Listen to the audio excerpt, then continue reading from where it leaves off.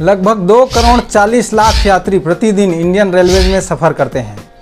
और ऐसे में अगर इतनी भीड़ में अगर आप 120 दिन, 119 दिन, 115 दिन पहले अगर आप अपने लिए टिकट बुक नहीं करते हैं तो ऐसे में आपको वेटिंग टिकट ही मिलेगा। सबकी प्लानिंग देर से होती है तो सभी को वेटिंग टिकट मिलता है, लेकिन वेटिंग टिकट लेने के समय में ये तो जांच लें कि आपकी वेटिंग जो है कंफर्म होगी कि नहीं होगी। अगर आप वेटिंग 95 लेने चले हैं तो आप ये तो चेक कर लें कि वो 95 की वेटिंग आपकी कंफर्म होगी भी कि नहीं होगी। ऐसे ही टिकट बुक करने से क्या फ़ायदा है। आपकी वेटिंग टिकट कंफर्म होगी या नहीं ये 2 बातों पे डिपेंड करती है। पहला टिकट कैंसिलेशन और दूसरा अवेलेबिलिटी ऑफ सीट बर्थ्स। ठीक है, तो इन दोनों में देखिए टिकट कैंसिलेशन रेट क्या होता है आप सबको मैंने अपने पिछले वीडियो में भी बताया है कि एक टिकट जब आप लेने जाते हैं उस समय में जैसे कि आपका GNWL 95 दिखा रहा है, ठीक है, जनरल वेटिंग 95 दिखा रहा है और वहाँ पे ऑब्लिक करके लिखा रहता है WL 75 लिखा है जैसे कि, ठीक है। 95 वो नंबर है जो मैक्सिमम आपका वेटिंग तक पहुँचा था और जो 75 है इसमें वो नंबर है जो आज का उसका पोजीशन है। यानी कि 95 माइनस कर देंगे 75 को तो 20 सीट्स अभी तक उसमें से कैंसिल हो चुका है। तो आप ये प्रॉपरली देख सकते हैं कि उसमें से कितना दिन पहले वो टिकट बुक हुआ था या कितने दिन के बाद में आप टिकट बुक कर रहे हैं, तो उससे डिवाइड कर देंगे आपको तो कैंसिलेशन रेट मिल जाएगा। ठीक है, इसी प्रकार से आपकी सीट अवेलेबिलिटी क्या होती है। सीट अवेलेबिलिटी में आपका जनरल कोटे में कितना सीट्स अवेलेबल है, यानी कि ठीक 120 दिन 119 दिन पहले जा कर के आप चेक करेंगे तो आपके पार्टिकुलर स्टेशन को कितनी सीट्स वहाँ पे अवेलेबल कराई गई है उस जर्नी के लिए, उस ट्रेन में, वो वहाँ पे आपको निकल के आ जाएगा।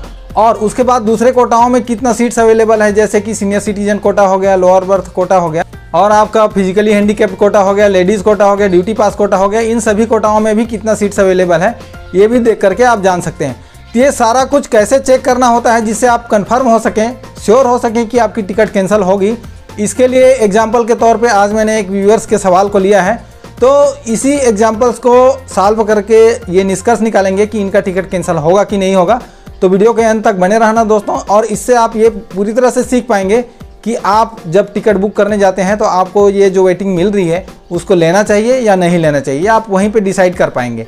ठीक है, जो भी पॉइंट्स मैंने बताया है उसको कैसे चेक करते हैं इसके लिए मैंने अपने जो व्यूअर्स का डिटेल्स लिया है, कमेंट सेक्शन से जो डिटेल्स मुझे मिला है वो ये इस प्रकार से है। इनका ट्रेन नंबर है 13151 KOAA जम्मू तवी एक्सप्रेस, यानी कोलकाता जम्मू तवी एक्सप्रेस। ठीक है, इनका बुकिंग डेट है 8 मई 2024 और ट्रेवलिंग डेट है 4 जून 2024।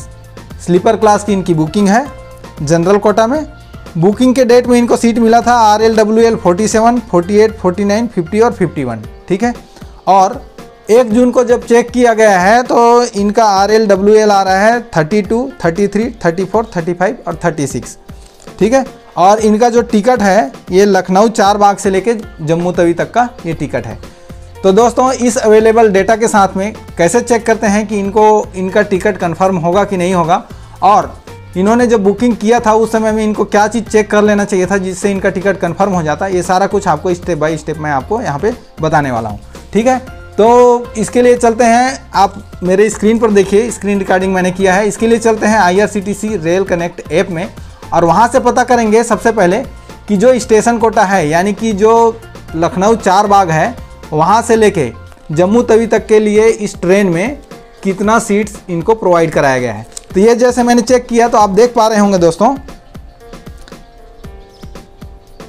इस ट्रेन में इस पर्टिकुलर स्टेशन के लिए 41 सीट्स यहाँ पे अवेलेबल हैं, यानी 41 बर्थ स्लीपर क्लास के लिए यहाँ अवेलेबल होता है जब शुरुआत में लोग बुक करते हैं तो।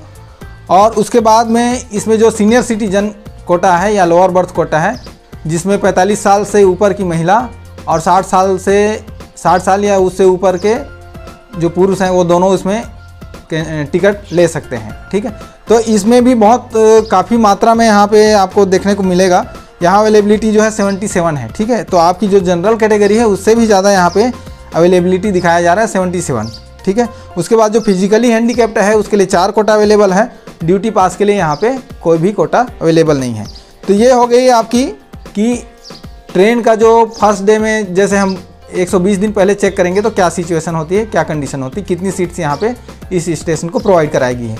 अब इतनी सीटों में से जैसे इन्होंने बुक किया तो इनको मिला था 47, 48, 49, 50 और 51, ठीक है, RLWL यानी रिमोट लोकेशन वेटिंग लिस्ट मिला था। तो रिमोट लोकेशन वेटिंग लिस्ट इनको मिला है।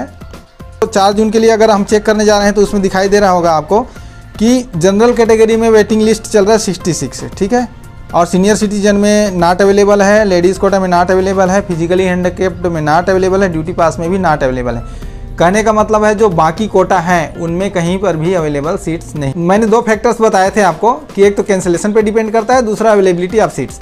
तो यहाँ पे अवेलेबिलिटी ऑफ सीट्स तो है नहीं, बिल्कुल भी, यहाँ नील है, समझिए इस प्रकार से जैसे हमने चेक किया। उसके बाद में अगर आप कैंसिलेशन रेट को देखेंगे, यानी कि इनका जो बुकिंग डेट था 8 मई के डेट में इनका 47, 48, 49, 50 और 51 था, ठीक है। जो करेंट स्टेटस चेक करने पर 32, 33, 34, 35 और 36 आ गया है। तो इसमें क्या हुआ है दोस्तों, सिंपली 15 टिकट इसमें आपको पता चलेगा, वेरिएशन चेक करेंगे, माइनस कर देंगे, 47 माइनस 32 करेंगे तो 15 सीट्स यहाँ पे कैंसिल हुआ है। और ये 15 सीट्स जो है कितने दिन में कैंसिल हुआ है, तो आप इनका बुकिंग डेट को ले लीजिए और बुकिंग डेट के साथ में जो करेंट डेट में हम चेक कर रहे हैं उसको ले लीजिए। तो उसमें 23 दिन का डेट्स पड़ रहा है, ठीक है, 23 दिन हो रहे हैं। तो 15 टिकट कैंसिल हुए हैं टोटल 23 दिनों में। तो 15 डिवाइडेड बाई 23 इजिकल टू आ जाता है 0.65 पर डे। यानी कि अगर आप इसको देखेंगे कि 0.65 पर डे अगर कैंसिलेशन रेट है, अगर हम इसको 1 सीट्स पर डे कैंसिल भी मान लेते हैं तो भी अभी बचा हुआ है क्या है, 4 जून की इनकी जर्नी है, ठीक है। तो 4 जून में अभी बचा हुआ है कितने, 4 दिन। तो इन 4 दिनों में फिर क्या होगा, अगर 1 सीट भी कैंसिल होता है डेली का तो 4 दिन में 4 सीट कैंसिल होगा। तो सिंपल सी बात है दोस्तों, इनका वेटिंग चल रहा है 32। तो 32 अगर खिसक करके वापस जाएगा भी तो कितना जाएगा, इससे साफ पता चलता है कि यहाँ पर वेटिंग इनका कंफर्म होना बहुत मुश्किल है और ना के बराबर है। तो ये जो व्यूवर्स अगर देख रहे हैं तो वो समझ जाएं कि इनका टिकट जो है यहाँ पे कैंसिल होने का चांस बिल्कुल भी नहीं है। और दोस्तों एक टिप मैं दे देता हूँ आपको कि इनको अगर ये बुकिंग करने चले थे उस समय में, इनको अगर ये चेक किए रहते कि इस रूट में और कौन कौन से ट्रेन हैं और उनमें कितना कितना वेटिंग चल रहा है, और जिस प्रकार से मैंने आपको ये बताया है कि किस प्रकार से हमें स्टेशन कोटा और उसकी पोजीशन क्या है, वेटिंग कैंसिलेशन रेट क्या चल रहा है, इन सारे फैक्टर्स को अगर ये चेक किए रहते तो इनको पता चलता। देखिए आप सामने मेरी स्क्रीन पर देख सकते हैं कि एक SVD के फेस्टिवल स्पेशल 04623 ट्रेन चलती है, इसमें भी इनको 4 जून के लिए सीट मिल सकता था। इस ट्रेन में मैं अभी भी चेक कर रहा हूँ तो इसमें अभी भी अवेलेबल 4 दिखा रहा है, किसमें, इसमें अवेलेबल 4 दिखा रहा है ड्यूटी पास कोटा में, ठीक है। और सीनियर सिटीजन कोटा में इसमें 22 सीट्स दिखा रहा है, सीनियर सिटीजन या लोअर कोटा में अभी भी 22 सीट्स है, लेडीज़ कोटा में बिल्कुल भी नहीं है। और जनरल वेटिंग चल रहा है इसमें 78। तो अगर ये 78 सीट अभी वेटिंग चल रहा है, उस समय में अगर इन्होंने 47 वेटिंग लिया होता, हो सकता है यहाँ पे वेटिंग कम मिला होता इनको, और 22 और 4 26, यानी कि 26 वेटिंग यहाँ पर इस ट्रेन में अभी भी कैंसिलेशन के चांस बनते हैं। तो 78 माइनस 26 करेंगे आप तो आपको पता चलेगा कि इनका अगर उस समय में इस ट्रेन में इन्होंने टिकट लिया होता तो इनके कन्फर्मेशन होने का चांस बन सकता था। तो इस प्रकार से स्टेप बाय स्टेप अगर आप ट्रेन्स को, रूट को और अवेलेबिलिटी ऑफ सीट्स को, स्टेशन कोटा को, इन सारी चीज़ों को चेक करेंगे तो आपको बिल्कुल आप डिसाइड कर पाएंगे कि आपको वो वेटिंग टिकट ले लेना चाहिए या नहीं लेना चाहिए। तो मुझे उम्मीद है दोस्तों आज के इस व्यूअर्स के सवाल से आप लोगों को बहुत हेल्प मिलेगी, और जब भी आप टिकट बुक करने जाएंगे तो आप इस प्रकार से टिकट बुक करेंगे और इतना श्योर होकर करेंगे कि कहाँ तक मेरी वेटिंग कंफर्म हो सकती है। मुझे उम्मीद है दोस्तों आज का वीडियो आप सबको पसंद आएगा। पसंद आया होगा तो वीडियो को लाइक कर देना, चैनल पर नए हो तो चैनल को सब्सक्राइब कर लेना, और फिर मिलेंगे एक नई और बहुत अच्छी वैल्यूएबल जानकारी के साथ में। तब तक के लिए मुझे दीजिए इजाज़त। नमस्कार, धन्यवाद, जय हिंद।